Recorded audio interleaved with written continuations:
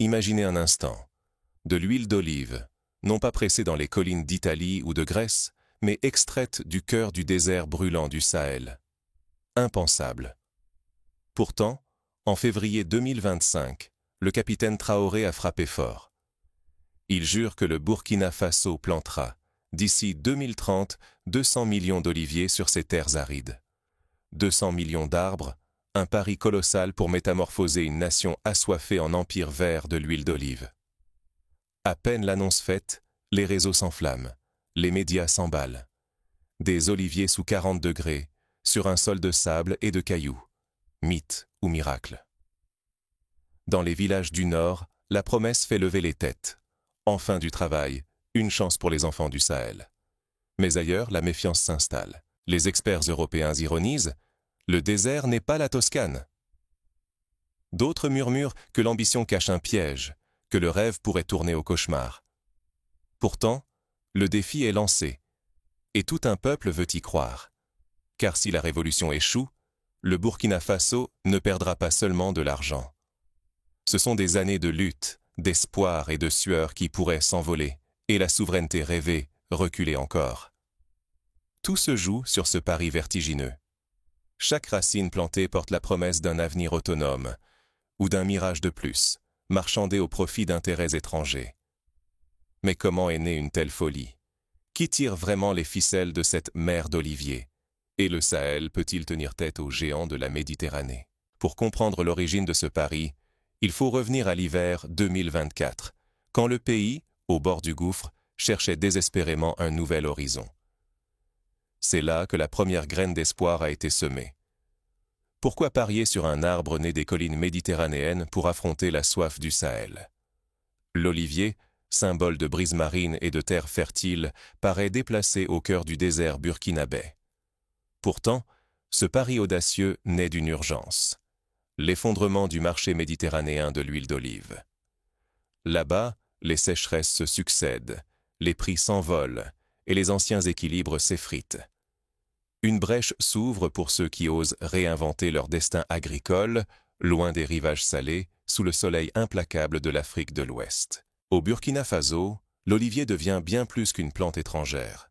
C'est un étendard de résilience, une promesse de paix héritée des mythes, et surtout, une possibilité inédite de prospérité. Planter un olivier ici, c'est défier la sécheresse, miser sur l'avenir et témoigner d'un attachement farouche à la terre natale. Pour beaucoup, chaque plan représente un nouveau récit, une racine contre l'exil et la précarité. Le lancement du projet ne ressemble en rien à une simple annonce gouvernementale. C'est une mobilisation nationale. Femmes, jeunes, cultivateurs des régions oubliées, tous sont conviés à l'aventure. L'État mise sur la force collective, coopérative, technologies innovantes, irrigation goutte à goutte, pompes solaires, applications mobiles pour surveiller chaque pouce. Chaque hectare devient un laboratoire, où tradition et modernité se frôlent, où l'erreur coûte cher et l'innovation peut tout changer. Dès les premières saisons, les signes apparaissent. Des alignements de jeunes oliviers émergent dans la poussière, verts inattendus sur le fond ocre du désert. L'espoir grandit, mais le scepticisme demeure. Certains dénoncent un mirage, un gaspillage, alors que chaque goutte d'eau reste un trésor disputé. D'autres craignent que l'ombre de l'échec ne vienne assombrir un espoir déjà fragile. Car il ne s'agit pas seulement de cultiver un arbre, c'est un pari national. Réussir, c'est préserver des ressources vitales, inventer un modèle africain et redéfinir la souveraineté du pays. Mais échouer, ce serait perdre bien plus que de l'eau. Ce serait voir s'effondrer un rêve collectif et rouvrir la porte aux vieux démons de la dépendance et du découragement. La crédibilité du Burkina Faso et l'avenir de ses campagnes sont suspendus à la prise de ses premières racines. Pourtant, derrière les images de plantation, d'autres questions grondent. Cette révolution verte cache une bataille plus profonde. Qui profitera réellement de cette manne? À qui reviendra la richesse d'une terre que l'on croyait stérile? Derrière chaque olivier planté, des intérêts contraires s'affrontent déjà. Les alliances et les fractures émergent, dessinant les contours d'une lutte qui dépassera de loin les frontières des champs. Et si derrière chaque olivier se dressait un piège insidieux? Lorsque les premiers bourgeons d'espoir percent la croûte poussiéreuse du Sahel, une autre graine s'immisce, le doute. Sur les réseaux sociaux, dans les marchés, jusque dans les mosquées, la rumeur s'amplifie. À qui profitera vraiment cette mer d'or vert? Puis, les premières révélations éclatent. Des documents confidentiels, transmis sous le manteau, dévoilent l'existence de contrats secrets avec de puissants consortiums européens. Selon ces accords, 7/10 de la future production d'huile d'olive burkinabé serait écoulée à prix sacrifié à des groupes étrangers, et cela pour 20 longues années. Un pacte neuf, à la façade verte, qui ravive les souvenirs amers des accords léonins coloniaux. Beaucoup voient déjà le rêve d'indépendance s'effriter. La colère gronde. Dans les rues de Ouagadougou, dans les villages aux confins du Nord, des milliers de voix se lèvent. Les pancartes accusent le gouvernement de trahir la patrie. « Colonisation verte » crie la foule. Certains osent de comparer le projet à une nouvelle mainmise. La terre et la sueur du peuple encore marchandées pour le profit d'autres continents.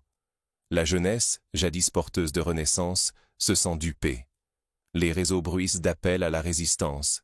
Des vidéos circulent où des oléiculteurs brûlent leurs contrats devant la caméra. Face à la tempête, le gouvernement tente de reprendre la main. Un plan d'urgence est lancé. La construction accélérée d'une usine de transformation ultramoderne à Kaya, censée garantir la valeur ajoutée sur place. Devant les caméras, le ministre de l'Agriculture promet que désormais, 6/10 de l'huile sera embouteillée localement, sous label national, dans des bouteilles « Made in Faso ». C'est une amorce de réponse, mais beaucoup doutent de la capacité à inverser le rapport de force avec les acheteurs européens. Pourtant, sur les marchés du vieux continent, l'accueil est glacial. Les importateurs, habitués à l'huile venue d'Italie ou d'Espagne, émettent des réserves sur la qualité, la traçabilité et évoquent des normes sanitaires presque inatteignables.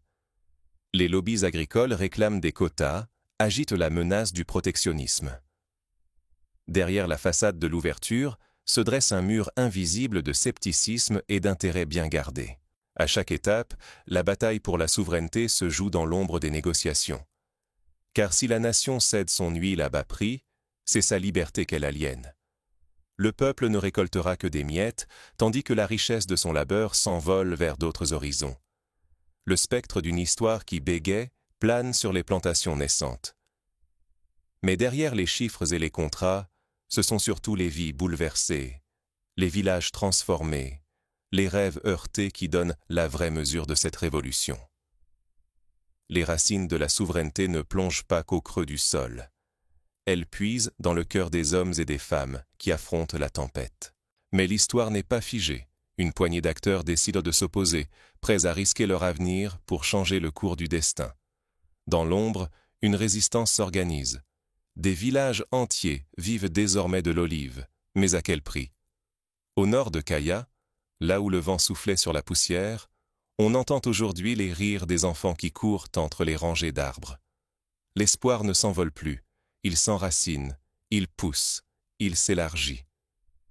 Pour la première fois depuis des générations, la jeunesse n'est plus condamnée à migrer vers la Côte d'Ivoire ou l'Europe. Fatoumata, 22 ans, a refusé de suivre ses cousins à Abidjan. Elle dirige une équipe de 15 personnes dans une coopérative oléicole. Son rêve est simple, transmettre à ses enfants une terre vivante plutôt qu'un billet d'exil. Les femmes, longtemps tenues à l'écart, tiennent désormais les rênes. À Titao, près de la frontière malienne, elle supervise les récoltes, négocie les ventes, forme les plus jeunes. Leur influence grandit à mesure que les olives grossissent, et avec chaque saison, le pouvoir change de main. Derrière les récits individuels, des chiffres vertigineux, 600 000 emplois créés, 200 millions d'arbres plantés, des milliers d'hectares reverdis. Chaque année, 2,5 milliards de dollars de recettes. Les familles, qui survivaient autrefois de récoltes maigres, investissent, fondent de petites entreprises, rêvent d'un avenir moderne. Mais la révolution olive ne connaît pas de frontières. Son onde de choc gagne le Mali, le Niger, le nord du Bénin. Sur les rives du Niger comme autour du lac Tchad, des milliers de mains plantent des oliviers avec la même ferveur. Le corridor olive émerge. Des coopératives régionales échangent semences et techniques, rêvant à une alliance panafricaine. Sur le marché mondial, le choc est brutal. L'Espagne, l'Italie, la Grèce voient leur suprématie ébranlée. L'Afrique devient le nouvel Eldorado de l'huile d'olive. Certains évoquent déjà une OPEP africaine, des huiles végétales. Les prix s'envolent, les négociants européens débarquent à Ouagadougou, là où, hier encore, on subissait les injonctions du FMI. Mais ce succès fulgurant fait naître de nouveaux dangers. L'irrigation intensive met les nappes phréatiques sous pression. Les premiers signes de stress hydrique apparaissent, surtout au cœur de la saison sèche. Dans certains villages, la tension monte. Agriculteurs et éleveurs se disputent la moindre goutte. L'argent, lui, attire d'autres convoitises. Les élites locales, parfois épaulées par des investisseurs étrangers peu scrupuleux, cherchent à s'emparer des terres. Les petits producteurs craignent de tout perdre. Déjà, les rumeurs d'accaparement circulent. Le vieux spectre colonial ressurgit. L'histoire va-t-elle recommencer? Le modèle burkinabé tient sur une fragile équation. Résister à la tentation de vendre l'avenir pour des dollars rapides, protéger les ressources naturelles, garantir que la richesse reste partagée. Mais la dépendance au marché mondial impose ses lois. Si le prix chute ou si les acheteurs étrangers se retirent, que restera-t-il de l'utopie? Pour l'instant, la révolution olive a bouleversé la société, redonné confiance à tout un peuple. Mais le succès attire prédateurs et profiteurs, mettant à l'épreuve le rêve d'un avenir équitable. Rien n'est acquis. La vraie bataille commence à peine. La promesse de la révolution olive est immense, mais chaque victoire révèle de nouvelles failles. Au cœur de cette transformation, le Burkina Faso doit choisir, rester maître de son destin, ou risquer de voir l'histoire se répéter. Après la sécheresse, que subsiste-t-il? Un simple mirage ou les fondations d'un avenir solide? Lorsque la grande sécheresse de l'an 2030 a frappé, environ 1/5 des jeunes oliveraises a disparu en quelques mois.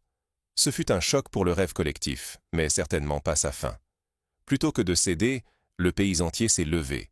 Volontaires, coopératives, petits producteurs, tous ont retroussé leurs manches pour replanter, irriguer, conseiller et sauver ce qui restait.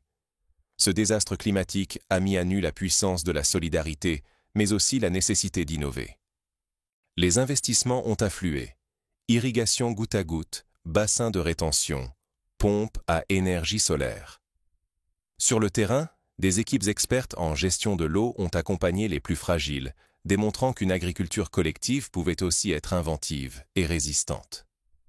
Au centre de cette renaissance, les coopératives sont devenues la colonne vertébrale du modèle burkinabé. Elles servent non seulement à mutualiser les moyens, mais surtout à garantir que chaque goutte d'huile profite à tous. Chaque litre produit dans le Sahel doit nourrir une famille, financer une école, réparer une route. Cette gestion commune, loin des logiques de rente, a dressé un rempart inédit contre la spoliation extérieure. Mais la vigilance s'impose. La tentation de vendre aux puissants, nationaux ou étrangers, reste présente.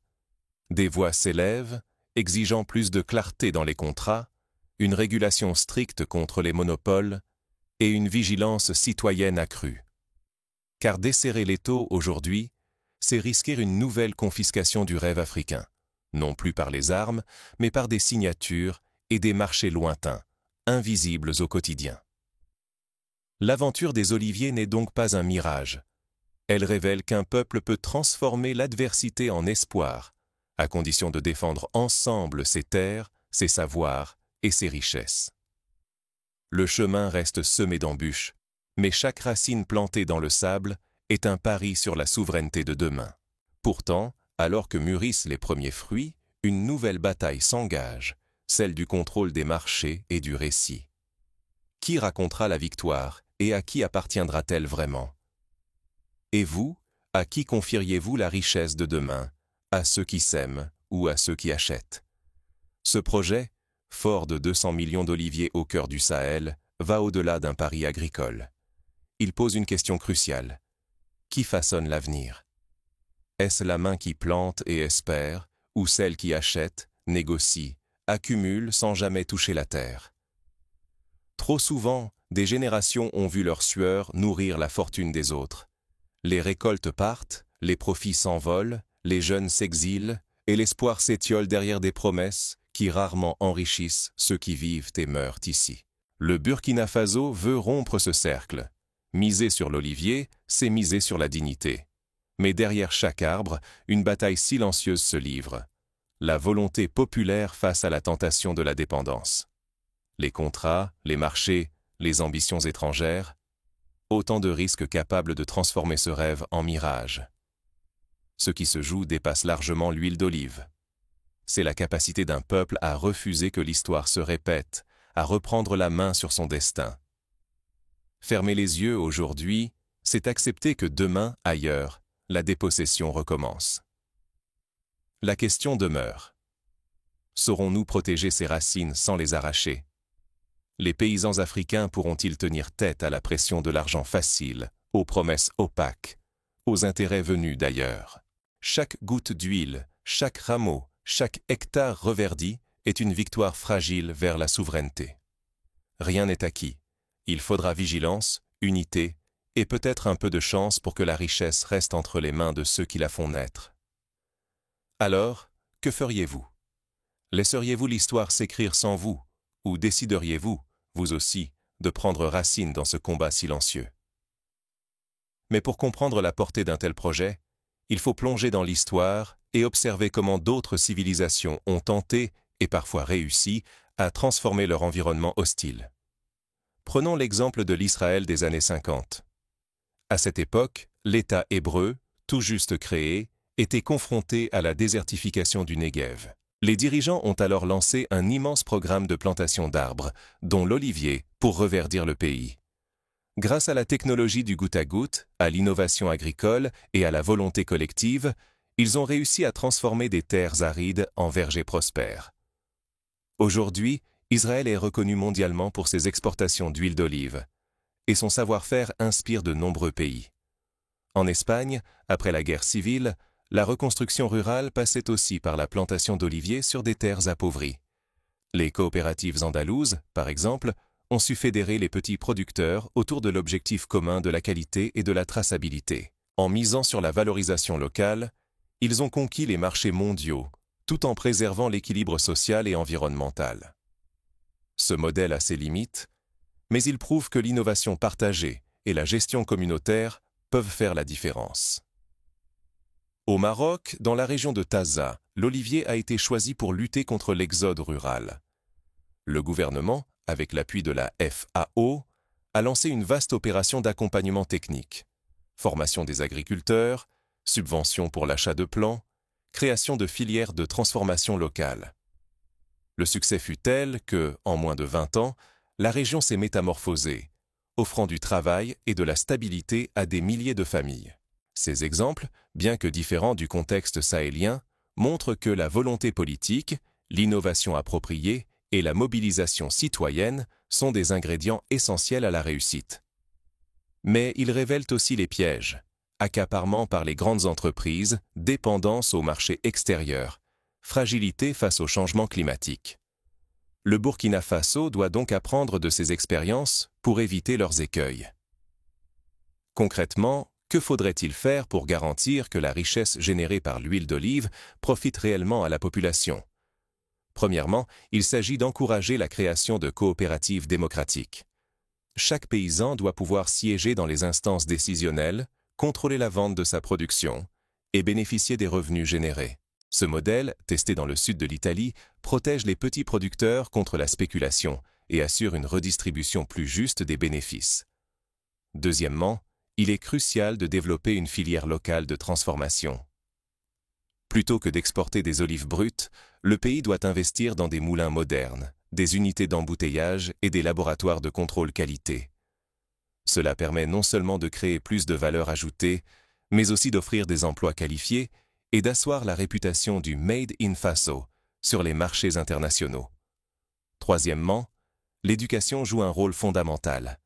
Il faut former une nouvelle génération d'agronomes, de techniciens et de commerçants spécialisés dans la filière oléicole. Les universités et écoles rurales pourraient ouvrir des cursus adaptés en invitant des experts étrangers, mais aussi en valorisant les savoirs locaux.